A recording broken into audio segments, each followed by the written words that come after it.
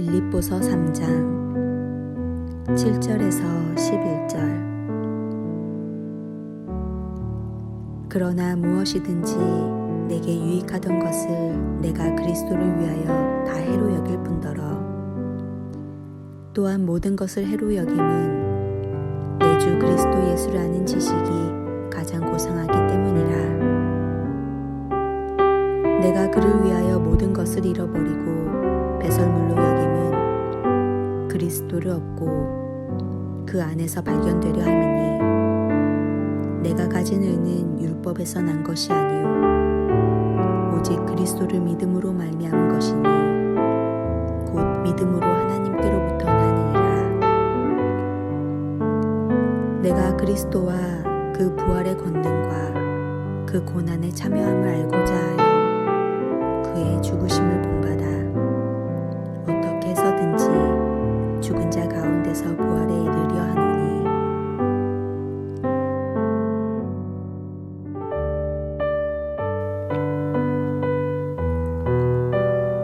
예수님을 만나기 전 바울은 길을 찾는 사람이었습니다. 하나님의 영광에 이르는 길, 영적인 자유에 이르는 길을, 성공의 길을 찾느라 그는 늘 노심초사했습니다. 가급적이면 그는 사람들이 선망하는 조건들을 갖추기 위해 최선을 다했습니다.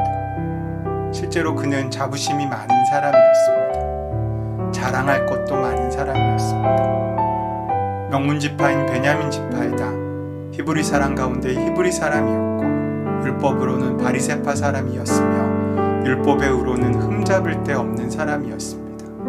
그야말로 스펙이 완벽한 사람이었습니다. 하지만 부활하신 주님을 만난 이후 그는 완전히 새로운 세계에 눈을 떴습니다.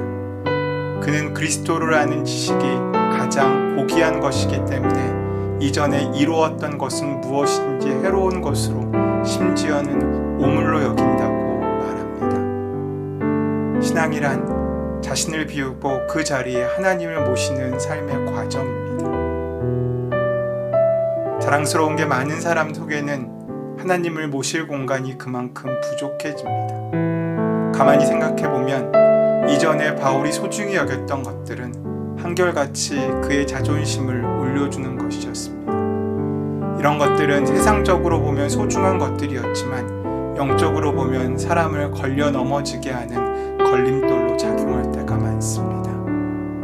하지만 부활하신 주님의 빛이 그의 내면에 비춰주는 순간 그는 지금까지 소중히 여겨왔던 게 지푸라기에 지나지 않다는 사실을 깨닫게 되었습니다. 그 순간 늘 막힌 듯 답답했던 그의 마음의 지평이 확장되는 것을 느꼈습니다. 이제 그의 삶은 자유 그 자체였습니다. 어디에 매인데 없는 자유인이 된 것입니다. 어떤 고난도 시련도 그리스도를 향한 그의 발걸음을 막을 수가 없었습니다. 이전에는 벗어버리려고 했던 약함과 고통을 오히려 자랑거리로 여겼습니다. 자신이 약할 때 곧 주님의 은혜가 유입되는 순간임을 알았기 때문입니다. 이로움과 해로움이 이렇게 서로 자리를 바꾸게 되었습니다. 바울 사도는 나는 하나님의 은혜로 오늘의 내가 되었다고 고린도전서 15장 10절에서 고백하고 있습니다.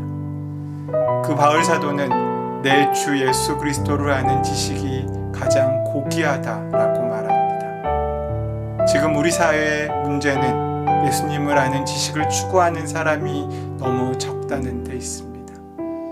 진정한 회개는 혈과 육을 십자가에 못 박고 그리스도의 옷으로 갈아입는 것입니다. 세상에는 똑똑하고 유능한 사람들이 참 많습니다.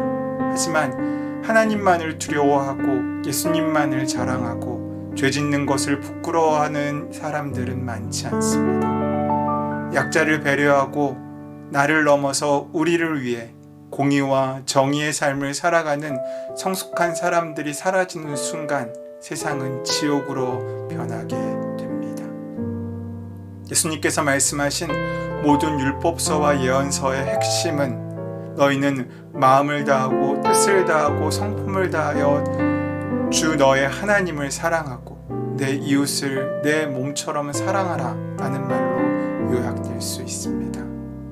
문제는 가장 소중한 가치인 이것이 지금 이 시대에 가장 소홀히 여겨지고 있다는 것입니다. 가치가 전도되어 버린 것입니다. 돈이면 뭐든지 할 수 있다는 천박한 생각이 우리 사회를 이 지경으로 몰아가고 있습니다. 우리 문화에 그리스도의 마음이 들어가야 할 자리에 물신이 자리하고 있습니다. 그러하기에 이 시대가 악하고 약해지는 것입니다. 바울 사도는 생입 목표가 바뀐 사람이었습니다. 이전에 자랑스럽게 여겼던 것으로 오물로 여기며 이제 하나의 목표를 향해 나아가고 있는 사람이었습니다. 그는 그 삶을 이렇게 요약합니다. 나는 그리스도를 얻고 그리스도 안에 있는 사람으로 인정받으려고 합니다. 우리의 삶이 지지부진을 면치 못하는 것은 우리의 방향이 분산되었기 때문입니다. 이것도 하고 싶고 저것도 하고 싶어 인생이 복잡해집니다. 그러기에 참된 하나를 붙잡지 못합니다. 하지만 인생은 그 귀한 하나를 꼭 붙잡은 사람들을 통해서 바뀌게 됩니다. 바울은 다른 것을 다 팔아 그리스도를 샀습니다. 환난, 공고, 박해, 굶주림, 헐벗음, 위협, 칼, 그 어떤 시련도 환난도 그를 이제 예수에게서 끊을 수 없습니다. 그는 이렇게 말합니다. 그러나 우리는 이 모든 일에서 우리를 사랑하여 주신 그분을 힘입어 이기고도 남습니다. 로마서 8장 37절의 말씀입니다. 간신히 견디는 것이 아니라 넉넉히 이긴다는 것입니다. 세상은 이런 이들을 당할 수 없습니다. 고통에 익숙해진다는 말이 아닙니다. 하지만 하나님의 사람들이 시련 속에서도 평온할 수 있는 까닭은 자신을 부르신 분에 대한 믿음과 인생에서 자신이 서야 할 자리에 서 있다는 확신 때문이었습니다. 그리스도를 알기 전 바울은 율법을 따라 살려고 애쓰고 노력한 사람이었습니다. 그는 도덕적으로나 종교적으로 나무랄 데 없는 사람이었을 것입니다. 하지만 그의 영혼에는 평안함이 없었습니다.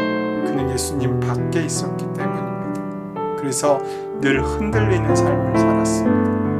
하지만 그리스도께서 그의 마음에 오신 후 그가 그렇게 따랐던 율법은 이제 그의 옷같이 그 밖을 장식하고 있는 것이 아니라 그 안에 그의 존재 가운데 스며들게 되었습니다. 예레미야의 말대로 하나님의 뜻은 가슴에 심어진 말씀이 되었고 그 법을 행하는 것은 이제 부담이 아니라 기쁨이 되었다는 것입니다. 바울은 아직 이런 자리에 섰다고 말하지 않습니다. 그 길을 따라 걷고 있을 뿐입니다. 그렇기에 그는 뒤에 있는 것은 잊어버리고 앞만 보며 달려갑니다. 내가 바라는 것은 그리스도를 알고 그분의 부활의 능력을 깨닫고 그분의 고난에 동참하여 그분의 죽으심을 본받는 것입니다. 그리스도를 안다는 말은 예수님에 대한 정보를 많이 수집했다는 말이 아니라 예수님의 심정으로 사람과 세상을 대하고 살게 되었다는 말입니다. 바울은 주님의 부활의 능력을 깨닫고 싶다고 합니다. 부활의 빛밥은 구하는 것도 숨겨진 것도 아니고 부활의 삶을 살아내는 사람들에게 자명하게 드러나고 허락되는 것입니다. 그렇게 세상의 어떠한 힘 앞에서도 주눅들지 않고 우뚝 서서 하나님의 뜻을 수행하는 사람으로 살기에 주님의 고난에 동참하고 주님의 죽으심을 본받는 사람이 되는 것, 그것이 바로 바울의 소망이었습니다. 우리는 그리스도의 죽으심을 본받아 사는 사람들입니다. 더 낮은 곳을 향해 나아가는 사람들입니다. 그것이 우리가 선택한 길이고 사명입니다. 그것 때문에 우리는 십자가의 길을 가게 될 것입니다. 고난도 받고 어려움도 겪을 것입니다. 그러나 십자가가 끝이 아니며 고난이 마지막이 아닙니다. 하나님께서는 살아계셔서 우리를 도우실 것입니다.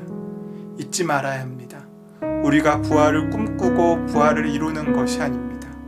부활은 하나님이 꿈꾸시고 하나님이 계획하시고 하나님이 이루십니다.